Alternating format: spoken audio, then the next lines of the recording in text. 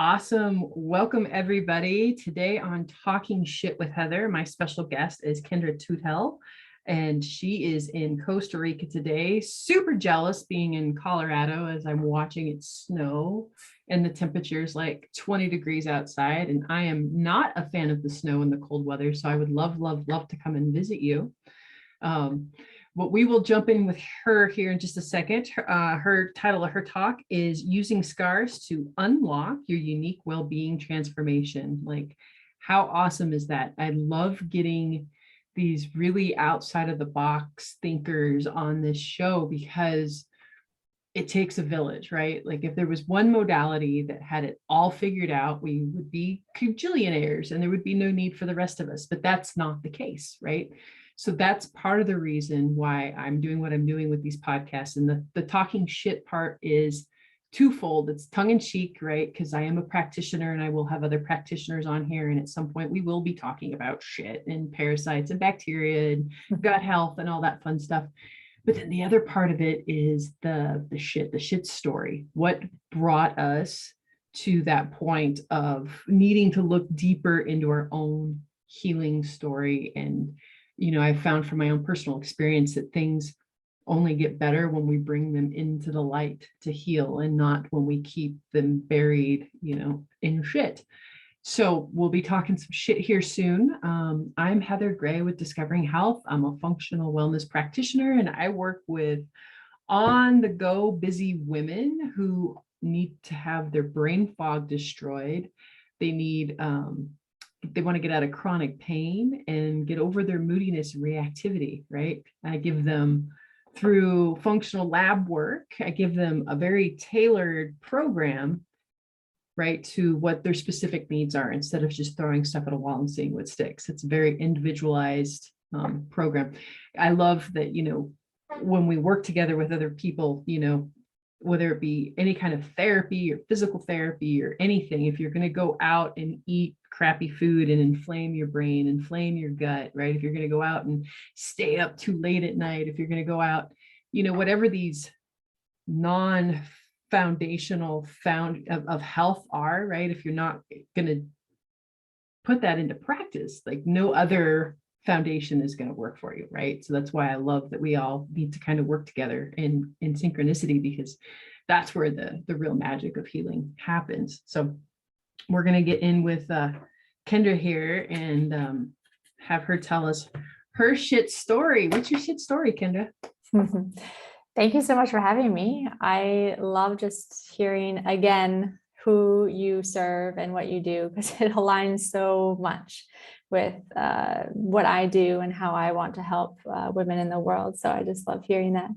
So my shit story, I am, as you had said, I work with physical scars. I'm a holistic women's health therapist. I've been in this profession for almost a decade now. And I have been continually kind of tweaking and refining the way that I work and have landed on the kind of powerful healing potential that physical scars have. And I found this way back in kind of the early stages of my professional career, which is also very deeply intertwined with my shit story, because around this time I was building something really powerful in my business. I was thriving in that way, in that place, really helping and serving a lot of people, really getting to the core of how powerful scars can be, but also everything else in my life kind of polarized to that experience was just crumbling. I was having really pretty much everything that could go wrong in someone's like physical or mental health was kind of starting to really weigh me down and take over my life to the point where I just kind of crumbled. So 2015 was really kind of when it started going, and it escalated until the tidal wave kind of took over in 2016. And at that point I had sleep problems, like really bad sleep paralysis. I was waking up screaming in like horror, having really bad, scary dreams. I had food problems, food intolerances, indigestion, bloating, swelling, all these things that we're commonly plagued with now, fatigue, anxiety, stuff going on with my cycle. My cycle was not regular. And I was married at the time, and it was really coming to a head of this is not going to work. Like, this is really not okay. And I was really losing myself in my business and kind of burning the candle from both ends. So that was really my shit storm. Like, that was really the chaos.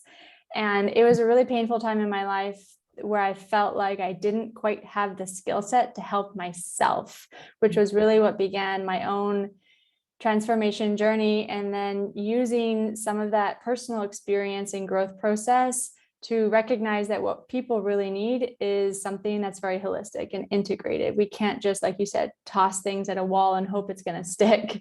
And I think that I was doing that in myself for so long at this stage in my life, and recognizing that I was really in a bad way. And if I don't get out of this situation, I felt like it was at the point where I was going to, have a complete break. So that was my shit story that ended up with me taking a 10-week journey into Central America, into Costa Rica and Belize. Guatemala was where I spent a lot of my time there. And that's really where my healing process began.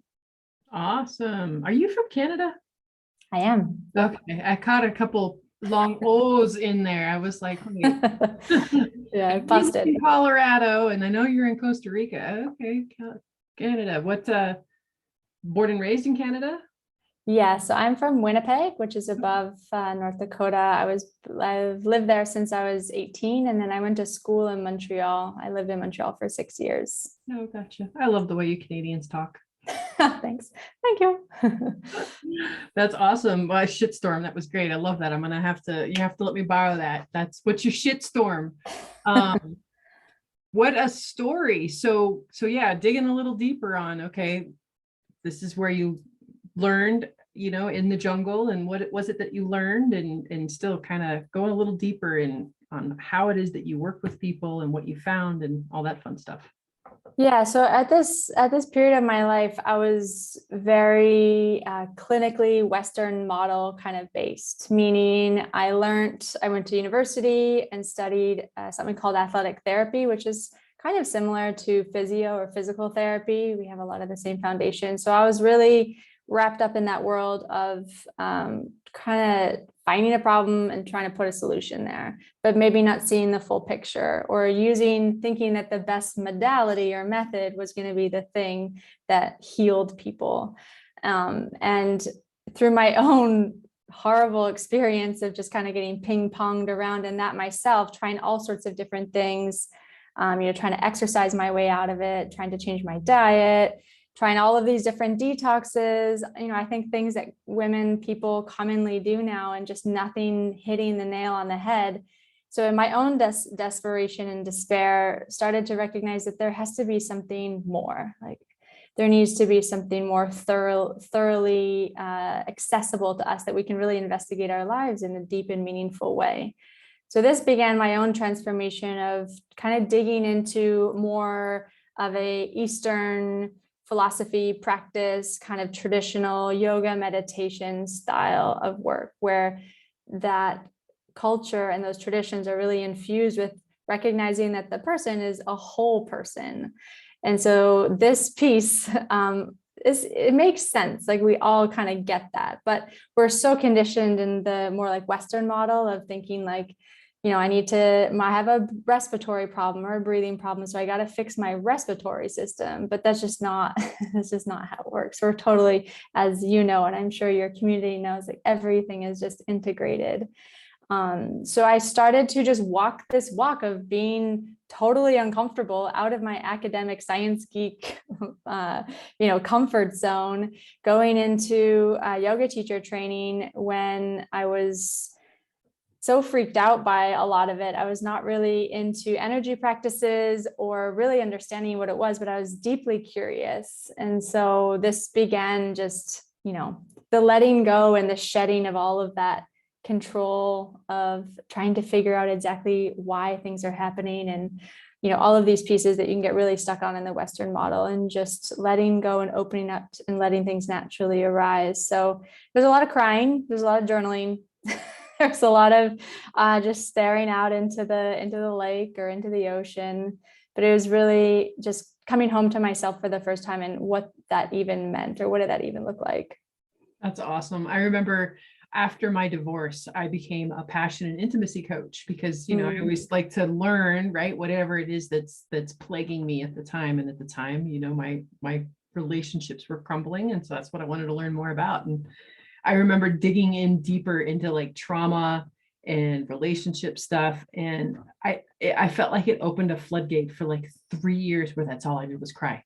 Like I remember looking at my coach one time and was like, is this ever fucking shut off? Like, what happened? And she's like, you basically haven't felt for the past 30 years, right? I'm like, yeah. And she's like, yeah, you've got a little bit of a, you know, a well to release there. So just let yourself cry. The beautiful part about toddlers, if you ever watch toddlers, right? They will get into fist of fury with their little buddies, right? Have a complete and total meltdown. And then within a minute or two later, they're back to playing with them like nothing happened. You know, that's the problem, I think, with a lot of adults, people, and society, by telling us to stuff our feelings and not to feel, especially as women, you know, in a workplace, you know, can't show weakness, I can't feel, but then, you know, look how it ends up manifesting, you know, 5, 10, 15 years down the line with these chronic illnesses and all this other, you know, fun stuff. So yeah, thank you for feeling. Yeah, absolutely. Yeah, the repression that goes on in our just social conditioning is quite strong.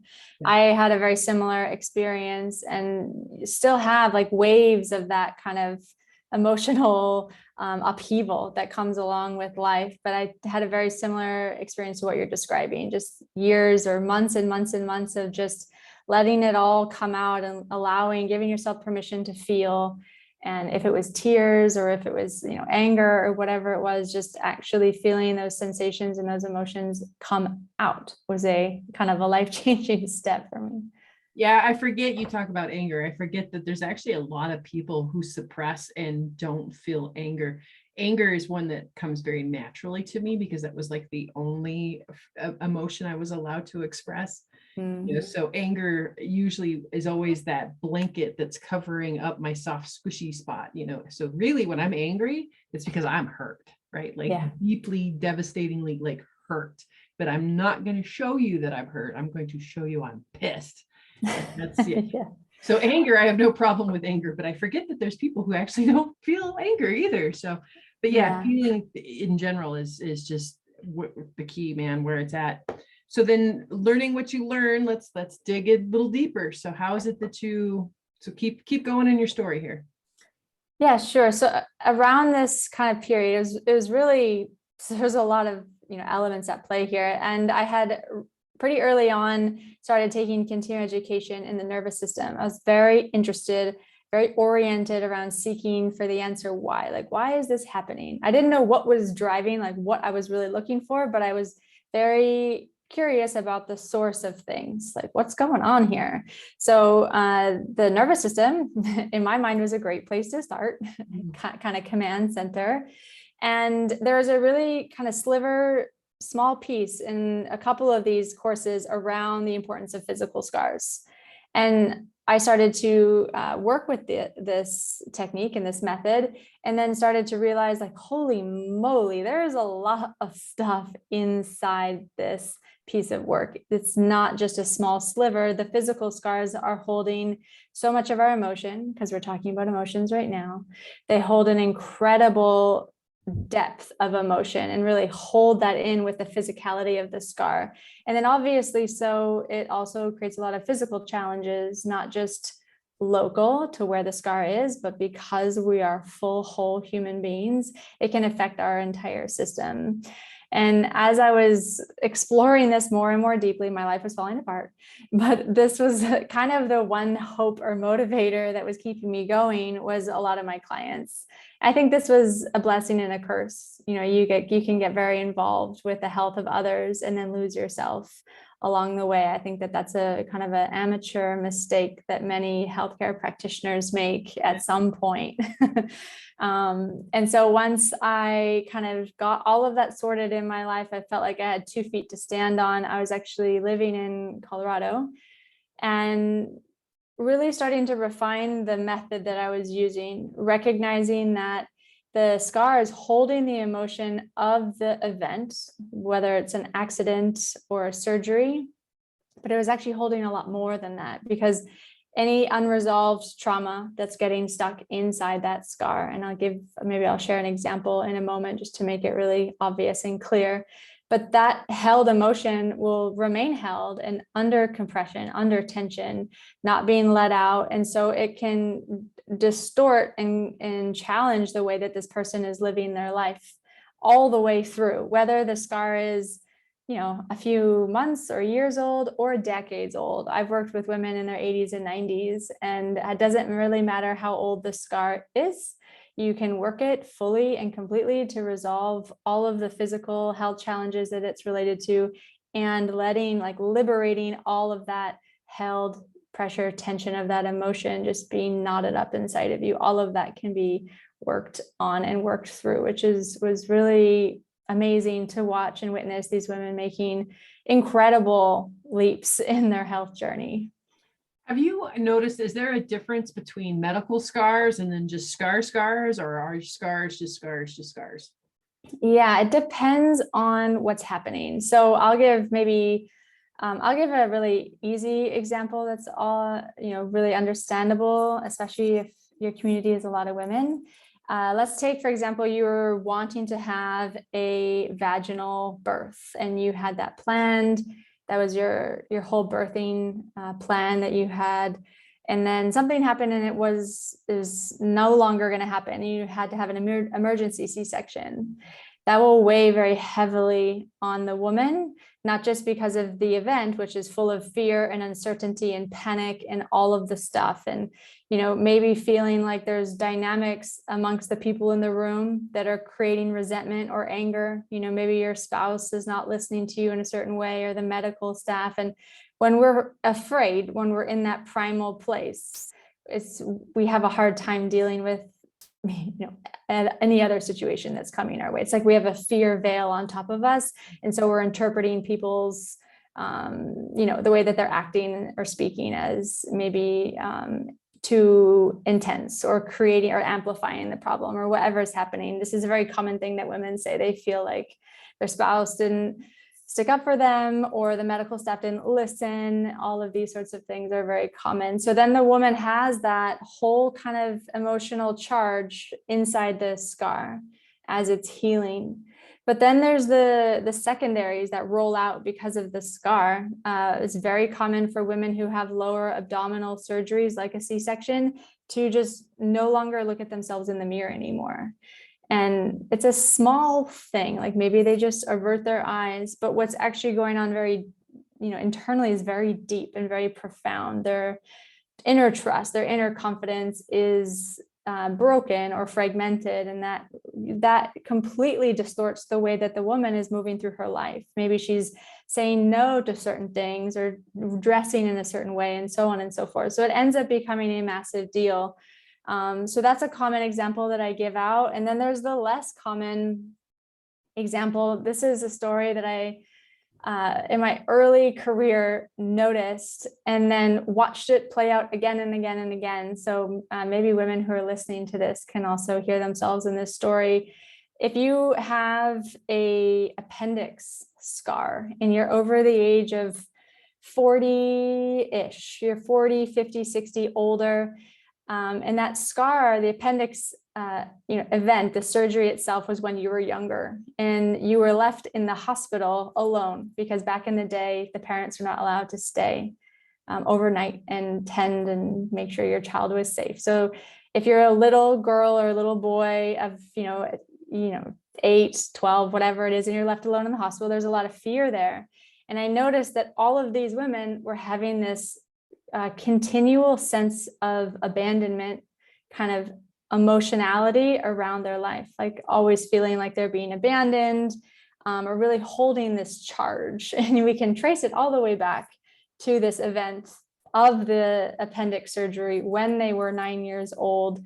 And then when you start to work that scar, when you put your hands on it, or you breathe into it, or you move your body in a particular way to start to stimulate it and ask it to soften, those emotions almost always come flying out. And when I first recognized this, I was really taken aback. I had to like sort myself out for a moment because it was really overwhelming, and it kept happening. The same abandonment story. So these are just simple examples that help us to just better understand the emotion that can get stuck inside the scar and how that can play out through, decades and decades and decades of your life. That's the more kind of subtle version, but there's also all the physical challenges that can happen when you have a scar, whether it's an accident or a surgery. Huh, fascinating. My brain is all over the place. This is just absolutely fascinating. So how do you work with somebody if they don't have a physical scar? So say, a lot like my early childhood trauma, right? It was emotional abuse, it was neglect, it was abandonment. Can you work with somebody still if they don't, like I said, have a physical scar to kind of have that entry point into? Yeah, I do work with women one-to-one if they don't have a physical scar. But why I love working with physical scars so much is it gives us a solid, like exactly like you just said, access point into a location. Because sometimes trying to work with your emotions or things that are buried down deep, it seems like, how do I get at them? Like, where are these emotions? Like, where are they held? What's going on? How do I work with them? How do I know if they're gone? And that can get, people can get hung up on that, and it can sometimes feel like almost like an impossible task. And so having that physical scar there kind of grounds you in the physical, which is a very stabilizing experience. It doesn't take us up into like, lofty, wild, ungrounded thoughts. It keeps us really in our body.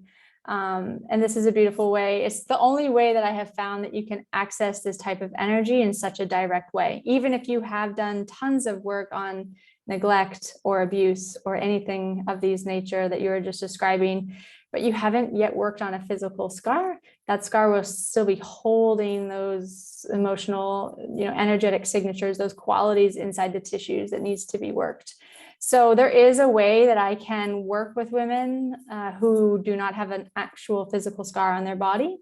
It just ends up being a lot more grounded work and understanding how the body works and really making sense of things so that they feel rooted and kind of connected to themselves. That gives them that opportunity to open up to things that are more subtle or more energetic in nature, like emotions. Absolutely fascinating. And it totally makes sense. Like, it makes sense, but yeah, it's not something that I would have ever put two and two together. I had a partial hysterectomy 2 years ago. And I was still shocked to this day that there was no like therapy around having an organ removed. And I remember like 2 or 3 weeks after the surgery, even though this organ caused me so much pain throughout my life, like I had a horrible case of endometriosis and had for a very, very, very, very, very long time. Knowing what I know now, I could have done things differently, and I probably would have been able to keep it and work on the inflammation, work on the autoimmune. But at the time I didn't, and I was just done with the pain and done with being anemic and all that other fun stuff. But it was shocking to me a couple weeks after the surgery on how like I was like panicking and went through like this grieving process of missing this piece of me that's no longer in me. Like, it was such a bizarre experience, and it like hit me out of nowhere. I think I was like driving home somewhere, and all of a sudden I'm just bawling over the loss of a piece of me, Yeah. So I'd be fascinated to kind of, because I've got a couple little, the robotic scars, just little itty bitty scars, but I was like, knowing the kind of charge that went around all of that, I'd be curious to dig a little deeper into that and see what comes up. Yeah, absolutely. That's a very common thing that women say. And another place that they commonly say this sort of thing is around women who have had breast reductions. So they are uncomfortable with their breasts, whether it's physical pain or they don't like the way that they look or whatever's going on. And then they get a breast reduction.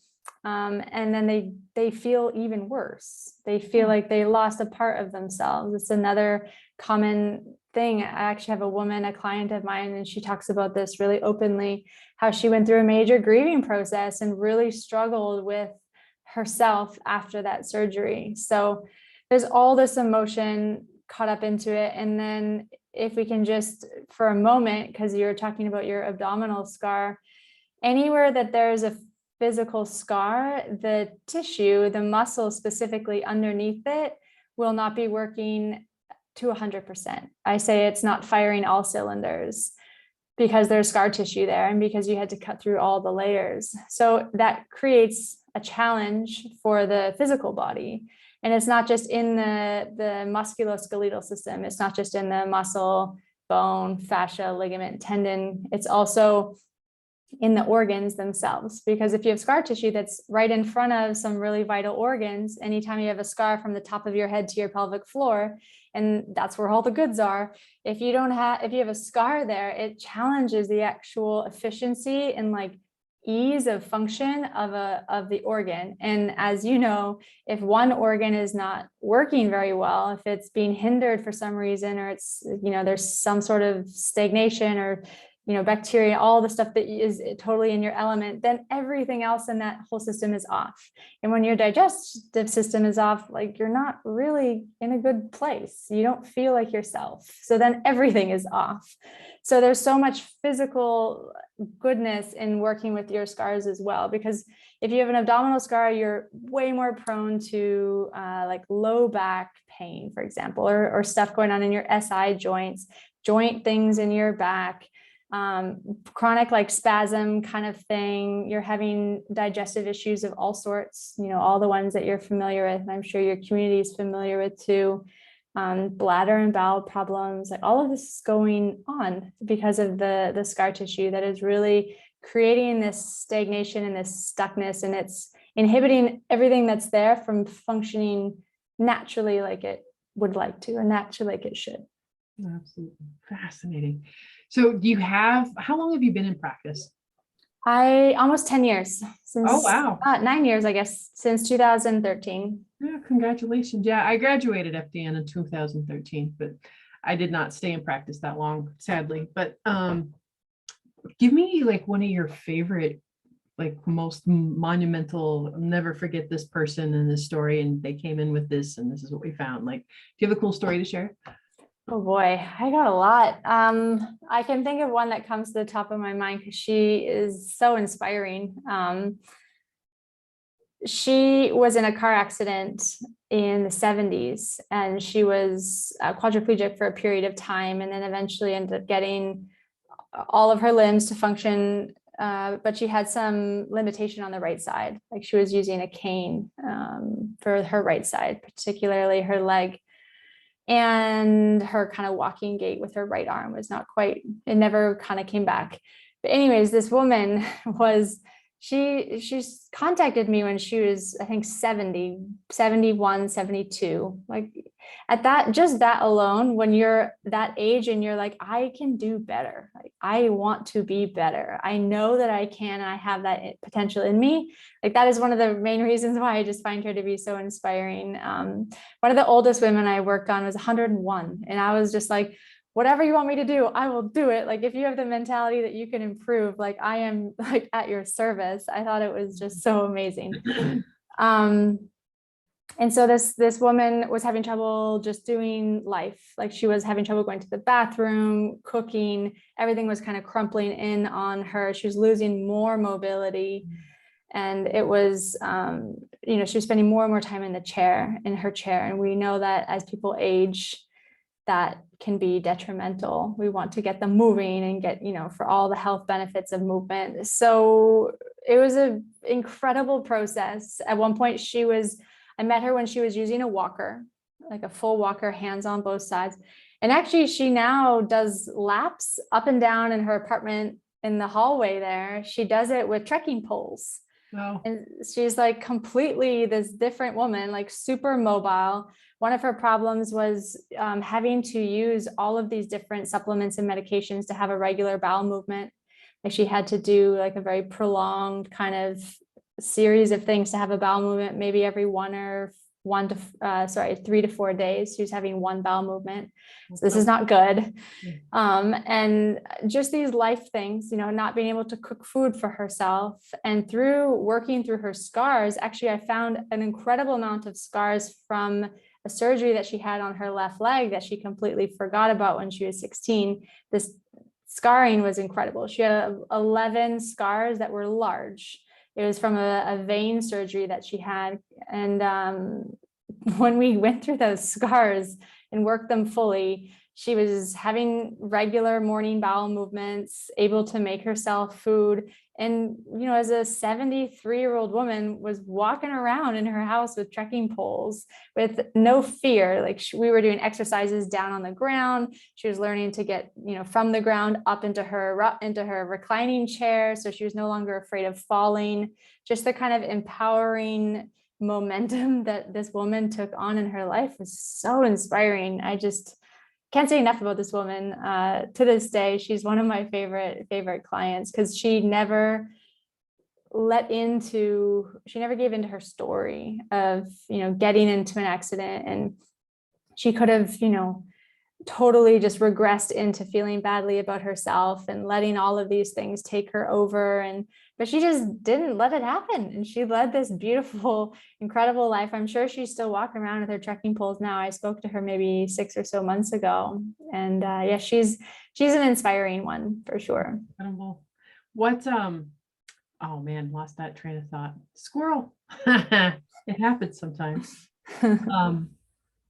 We're coming to the end here. Oh, do you work with people remotely? Yeah, so all my work is remote now. Oh, I started physically, you have to have your hands on scars. It was totally that at the beginning. And I heavily utilized my own sense of touch, my own palpation skills, and would do all of that, the scar techniques myself. And then COVID happened.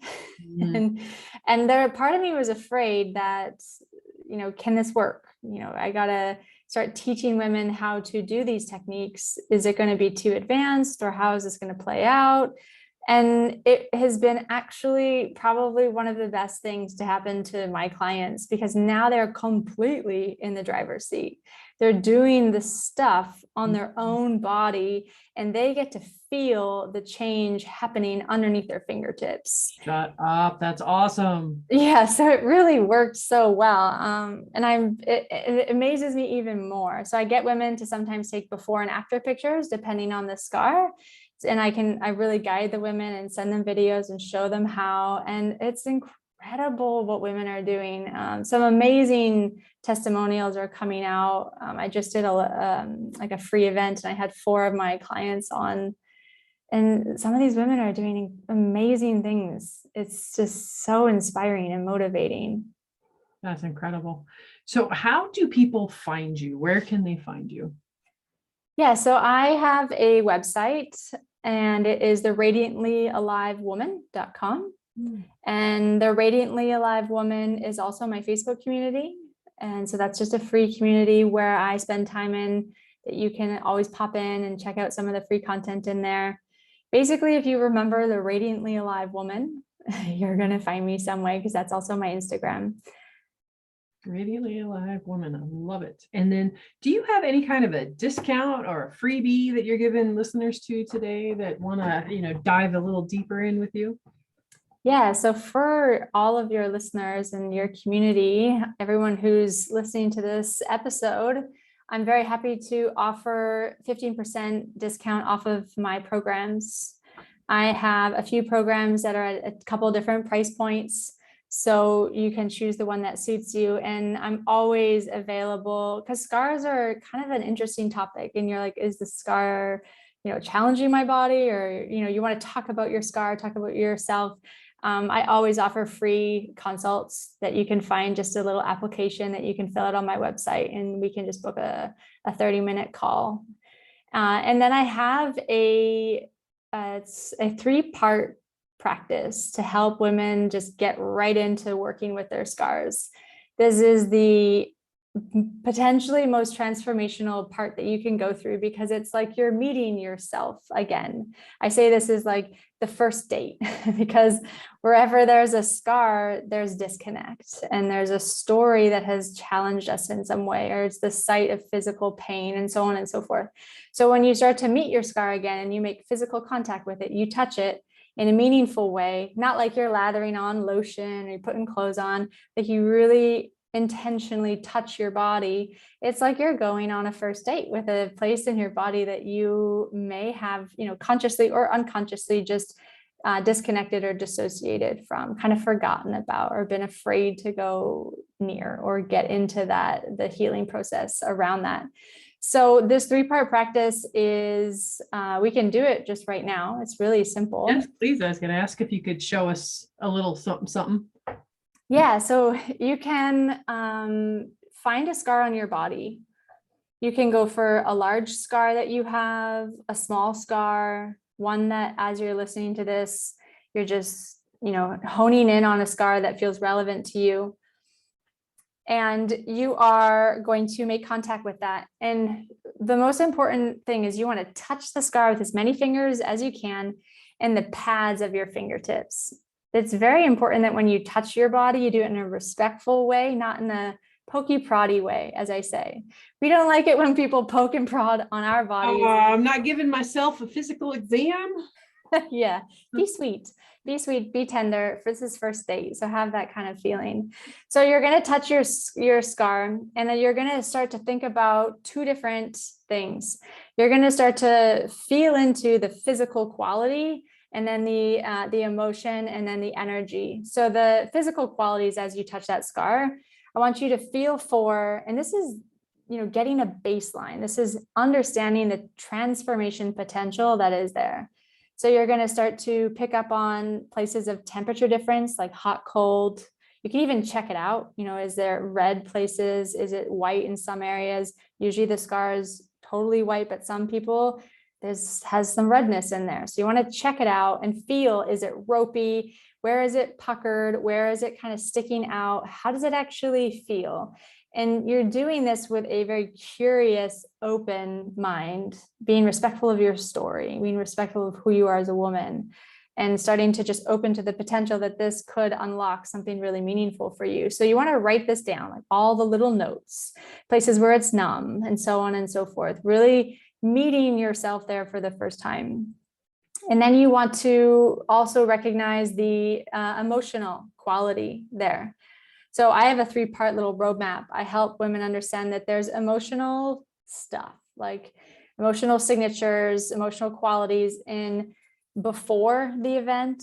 So before the accident or surgery or whatever it was, who were you? Did you have financial strain? What were relationship dynamics were like? Were you really fatigued? Were you pregnant? All of these sorts of things you want to think about. Then the during, like I said in the example earlier, there's always fear involved with the during of the actual event itself. So you want to feel into everything. Is there resentment? Is there anger? There's always going to be fear, especially if you go into surgery. The doctor is going to, rightfully so, describe all of the things that potentially could go wrong. Mm-hmm. So just knowing that there's fear in there and there's something in there for you to heal just on that. And then, like I was describing to the woman who no longer looks at herself in the mirror anymore, there's a quality about your energy after. Maybe you could play with your kids or your grandkids, and then you got the surgery, now you can't. Or maybe you were an athlete and you got the surgery and now you can't. So how you identify with yourself could be very fragmented. So you want to pick up on all of those energetic challenges that are there, right there at your fingertips, and feel into that and really recognize how transformational that is. And then the 3rd part, super simple. What you want to do is you want to breathe into it, breathe into your fingertips. If it's on a place where that feels obviously so, like breath is entering and leaving, like the abdomen or the chest or even the neck, then really connect with that movement, that in and out movement of the breath. If it isn't, like say it's on your arm or your leg or your head, something like this, you want to visualize that there's this opening, expansion, lengthening kind of direction with an inhale, and then an opposing with the exhale, like a softening, coming back towards like the core, the center, in a like a narrowing kind of direction. This is the most respectful, sweetest, and sometimes incredibly transformational way, because you're touching your body, you're activating the sense of touch. You are actively engaging with something that you did or didn't want to work with, whether it's conscious or unconscious. And now you're actually starting to put input into the area. You're starting to move it and saying, yeah, I want to work with this. I want to take this on as a healing modality. And just moving it like that, the tissue will start to become softer. There's a lot of other awesome things that you can do. I have many different body practices that I teach women, but this is the sweetest way to, go on that first date with yourself. That's awesome. Thank you so much. This has been just mind-blowing, enlightening, like, duh, makes so much sense. But again, like, never even would have thought to use that physicality to dig in deep to the emotions. Like, incredible. What you're doing out there is amazing. And I can't say thank you enough for taking time out with me today to help, spread the word to another audience, right? Some more people. So just thank you so much. Yeah, thank you so much for having me. It's been a real pleasure to just chat, talk some shit. It's been really great. So thank you for having me on. Thank you. And until next time, have a wonderful day. Oops.